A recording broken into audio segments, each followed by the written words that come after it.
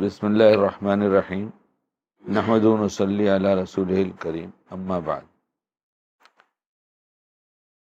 ہم جو بھلے اعمال کرتے ہیں اللہ کی دی توفیق سے عمل کی توفیق ہو جاتی ہے، لیکن ہمارے ہر دینی عمل میں غفلت طاری رہتی ہے۔ اس سے ہٹ کر ہم جو کام کرتے ہیں ہم دل لگا کر کرتے ہیں، دنیا کا جو کام کرتے ہیں دل لگا کر کرتے ہیں، اور دینی بھی کچھ کام کرتے ہیں تو دل لگا کرتے ہیں، لیکن نماز جو ہماری پوری زندگی کو بدل دے اس میں دل نہیں لگاتے۔ اس لیے ہم تبلیغی لوگوں کو ایک بات بتائی گئی تھی جس کو آج کل ایک جملہ سے بدلتا رہا، حال کے امر کو پہچاننا۔ اب ایسا کہتے ہیں کہ بیچارہ بولنے والا بھی نہیں جانتا کہ حال کیا ہے، امر کیا ہے، اور امر کا پہچاننا کیا ہے، لیکن چونکہ بولنا ہے اس لیے ہم بول دیتے ہیں، لوگ سن لیتے ہیں، لوگ بول دیتے ہیں، لوگ سن لیتے ہیں۔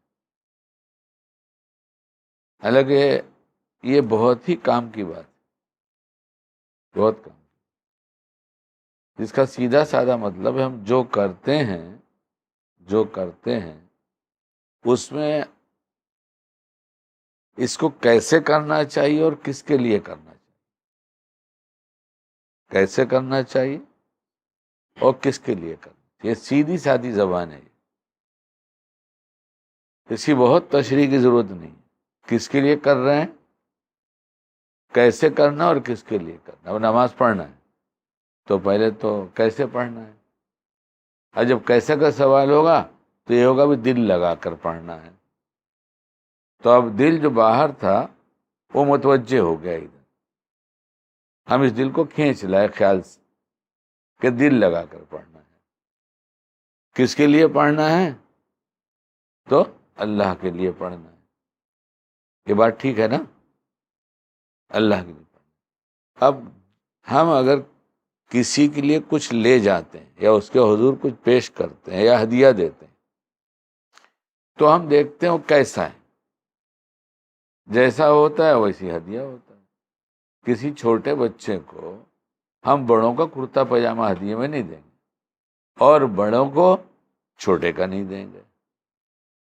تو اللہ کے نزدیک ہم جب نماز پڑھتے اللہ کے لیے پڑھ رہے ہیں تو پھر کیسی پڑھنا چاہیے، یعنی اسی کا خیال نہ آئے اور سب کا خیال آئے۔ تو پھر آخر میں ایک تو قیام سے لے کے سب چیزوں کو سوچتا جائے کہ ہمیں اس کے کیسے کرنا ہے، تو کیسے کرنا اس کا طریقہ معلوم، دل لگا کر کرنا ہے، اللہ کے لیے کرنا ہے۔ جب اس سب چیز میں شامل کریں گے جو ہماری تسبیحات ہو گئی سبحان اللہ سبحان اللہ سبحان اللہ سبحان اللہ سبحان اللہ، ایسے نہیں ہوگی۔ اگر حلقے میں بیٹھ کے ہم کو سبحان اللہ سنانا ہو تو کیسے سنائیں گے؟ سبحان اللہ ایسے ہی کہیں گے، اور جب اللہ کو سنانا ہوتا تو سبحان اللہ سبحان اللہ۔ تو یہ بات ٹھیک ہے کیا؟ اور اگر ٹھیک نہیں تو کرتے کرتے ہماری زندگی گزر گئی تو کیا چیز ایسی ہمارے پاس آ گئی جس کی وجہ سے ہم غفلت کے ساتھ، غفلت آ گئی، اور غفلت معاصی کی وجہ سے آتی، غفلت معاصی سے آتی۔ جی سے اللہ کو یاد کرنے کا مطلب ہی غفلت دور ہو گئی، اور غفلت کے ساتھ یاد کرنے کا مطلب غفلت پہ غفلت طاری ہو گئی۔ ہمارے بڑے حضرت مولانا عبد الحلیم صاحب رحمۃ اللہ علیہ نے بہت ساری باتیں بتایا، اللہ ہمیں عمل کی توفیق دے، اللہ ان کے درجات بلند فرمائے۔ تو ایک دفعہ فرمایا پورے دیندار بننا چاہتے ہو؟ تو اس سوال کا مطلب یہ ہوا کہ ہم ابھی ادھورے دیندار دکھائی دے رہے، تبھی تو پوچھ رہے ہیں تمہارا پورے دیندار بننا چاہتے ہو؟ میں نے کہا جی حضرت۔ کہا ایک کام کرو پورے دیندار بن جاؤ، صرف ایک کام کرو، نماز بنا لو پورے دیندار بن جاؤ، نماز بنا لو، ورنہ نمازی بھی ہوگے اور بے دین بھی ہوگے، ورنہ نمازی بھی ہوگے بے دین۔ تو نماز تو دی اسی لیے گئی تھی کہ ساری برائی ختم ہو جائے. لیکن جب کوئی چیز دی جاتی ہے تو اس کے استعمال کا طریقہ بھی بتایا جاتا ہے. اس سے ہٹ کر کوئی چیز استعمال کا ڈھنگ ہوتا ہے تو نہیں ٹھیک ہوتا. اب وہ کپڑے کی دکان ہے ہماری اور ہم لوگ راستے میں بیٹھ کے دھندا کرتے ہیں, باکڑے پہ چھوٹا اسٹال بولتے ہیں. تو ایک آدمی گزرا ایک لکوڈ لے کر, اس نے کہا صاحب کیسا بھی داغ دھبا ہوگا صاف ہو جائے گا. کیا قیمت ہے؟ اتنی قیمت. لے لیا اور پھر پتہ چلا 1-2 دن کے اندر کہ یہ اس پہ ایک داغ لگ گیا کپڑے پر, اس کو چھڑانا ہے. تو طریقہ تو پوچھا نہیں تھا, یہ سمجھ لیا گیا تو یہ لگا دیں گے وہ دور ہو جائے گا. تو لگایا تو دور ہوا ہی نہیں. اب مارکیٹ میں اس کو پھر آنا ہی تھا بیچنے کے لیے. دوبارہ اے بھائی ادھر آ, ادھر آ. اب ذرا ٹون بدل کر, تیور بدل کر, کیا چیٹنگ کرتا ہے کیا ہوا صاحب؟ جو سیلس مین ہوتا ہے, دکاندار ہوتا ہے, وہ کبھی اپنے کسٹمر پہ غصہ نہیں کرتا اور بحث نہیں کرتا, 2 چیز نہیں کرتا. وہ فوراً کہتا صاحب غلطی ہو گئی, کچھ بتائیے کیا بات ہوئی. وہ تو دے کر گیا تھا وہ کہ اس سے داغ دھبا صاف ہو جائے گا, ہمارا تو نہیں ہوا. صاحب لائیے, کہاں ہے داغ, کپڑا لائیے. کپڑا لیا اور اس کو اس پر گرایا اور کہا بھی دیکھے اس کو ایسے چھوڑ دیجیے, اس کو ایک 5-7 منٹ ایسے چھوڑے دیجیے. چھوڑ دیا. اس کے بعد اس نے پھر صاف کیا, ایک دم صاف ہو گیا. تو ہمارا وہ چیز خراب نہیں تھی, ہم نے طریقہ استعمال نہیں پوچھا تھا اس سے, تو اس پر غصہ ہونے لگے. حالانکہ غلطی ہماری تھی, ہم پر غصہ. یہ بھی بنایا گیا ہے, پہلے ہی بنا ہوا تھا, یہ کچھ ہوا نہیں, یہ سمجھنے کے لیے بنایا گیا. لیکن سمجھ میں آئی بات نا.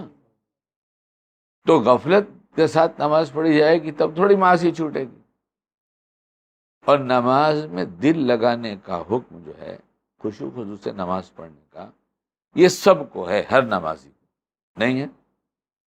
یہ عام ہے, ایسا نہیں کہ خاص ہے فلاں ایسا پڑھے گا فلاں ایسا پڑھے گا. تو جب جو حکم عام ہوتا ہے وہ تو آسان ہوتا ہے, جو حکم عام ہوگا وہ آسان ہوگا. تو اس کا مطلب نماز کو بنانا آسان ہے. ہم نے ارادہ نہیں کیا تو ارادے کے بغیر تو کوئی چیز بنتی نہیں. آج سے ارادہ کر لیں, ہم غفلت کے ساتھ نماز نہیں پڑھیں گے. نماز سے پہلے سوچ لیں گے یہ کیسے پڑھنا ہے, اچھی پڑھنا ہے. اللہ پاک سے کہہ بھی دیں گے اللہ پاک مجھے اچھی نماز کی توفیق دے دی. اب جب مانگ لیا تو دیں گے. عادتاً ہم پھر ادھر ادھر چلے جائیں گے, لیکن اگر ہم کوشش کرتے رہے دل لگانے کی تو دل لگنا شروع ہو جائے گا. کم از کم حضرت الیاس سلام اللہ ملفوظات میں دیکھا کہ ہر رکن میں, رکن کہتے ہیں قیام, رکوع, سجدہ, کم از کم ایک دفعہ اللہ کو یاد کر لو.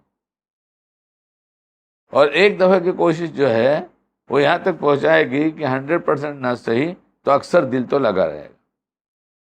اور جس کا اکثر دل لگنے لگا بس اس کی نماز بنے گی. پھر دوسرا فائدہ یہ ہے کہ ہم بنانے کی کوشش کرتے رہیں. انشاءاللہ کل اچھی نماز پڑھنے والوں کے ساتھ ہمارا حشر ہو جائے گا کہ اللہ مہربان ہمیں تو کوششوں پر دیتا ہے, کر لینے میں نہیں, کوشش کیا مل گیا. اس لیے خالی نماز ہی نہیں بلکہ صبح سے لے کے شام تک جو عمل کرتے ہیں یہ کیسے کرنا ہے اور کس کے لیے کرنا ہے. تو دھیرے دھیرے ہر عمل اللہ کے لیے بن جائے گا.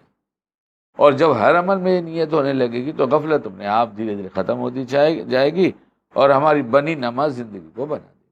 اللہ ہم سب کو کہنے سنا جا عمل کی توفیق عطا فرما دے.